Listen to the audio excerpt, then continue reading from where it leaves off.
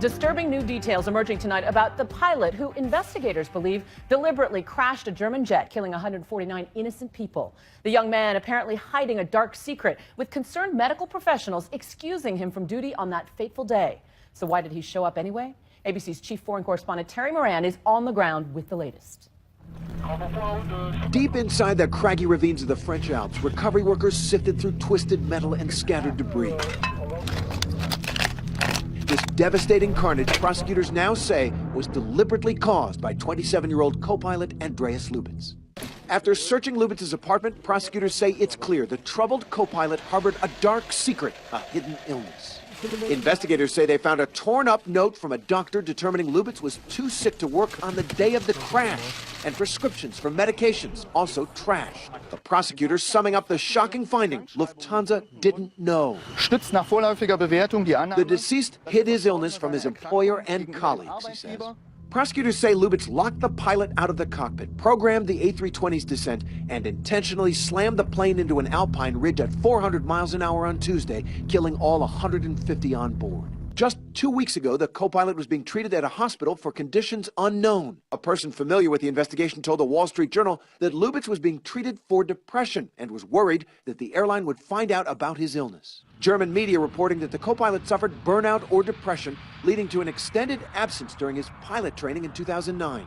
Christine Negroni, an aviation safety expert, said she was at the same Arizona flight program as Lubitz 5 years ago. It is not unheard of for pilots to keep from their employers medical conditions that they feel might ground them.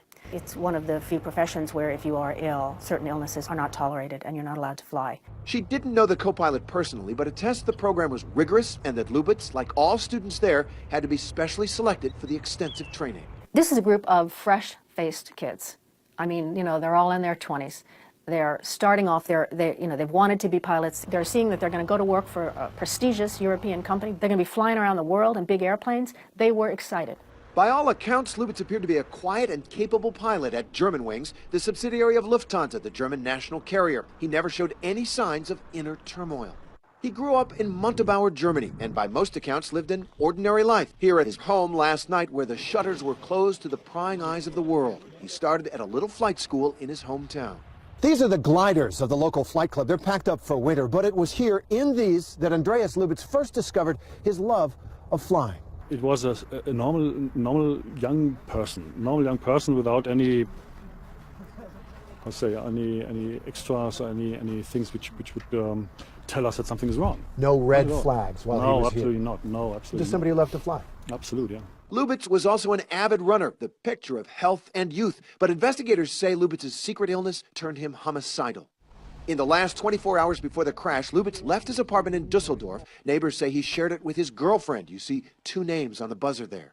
He went to the airport, flew from Dusseldorf to Barcelona in the morning, directly over the same place he would crash that plane hours later. I don't think there's any doubt that this co-pilot was fully qualified to be able to fly the airplane. That's not really a factor. Apparently, it doesn't have any bearing on whether they've got the propensity for taking it down in a mass murder-suicide situation. The claim that Lubitz crashed the plane has raised questions about how airlines screen pilots for mental health issues. While in flight school, Lubitz was cleared by the Federal Aviation Administration of psychological problems. But Robert Novin, a senior aviation medical examiner who regularly screens pilots, says the initial psychiatric evaluation is not often very rigorous. There's no real guideline except for general observations and impressions. It's all self-reporting, so it's partially my observation and partially what they're willing to tell me. If there's an indication a pilot is suffering from substance or mental health issues, they are subject to additional rigorous psychiatric screening. If I have a case that's referred to me, I'm going to meet with that individual, the evaluee. I'm going to gather as many facts as I possibly can, and this is going to be through a pretty extensive face-to-face interview with the evaluee. I'm also going to review all mental health records, current and past. But even if a pilot is suffering from a disorder like depression or anxiety, it's up to them to seek help or their colleagues to report it. When an individual doesn't self-report, and if there aren't any overt signs amongst coworkers or airline personnel, if there's no legal involvement, it's pretty difficult to be able to identify the presence of a condition. Deliberate crashes of commercial airplanes are extremely rare, but when underlying conditions and emotions do enter the cockpit, there can be devastating consequences.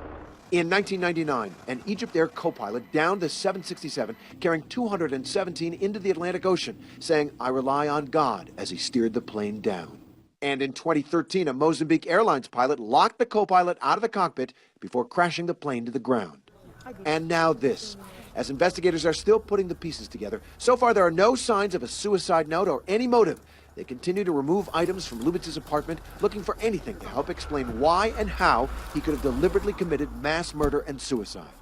Many European airlines are taking steps to prevent this from happening again, now requiring 2 crew members to be in the cockpit at all times. But that is no solace for the families who want their loved ones to be identified and brought home.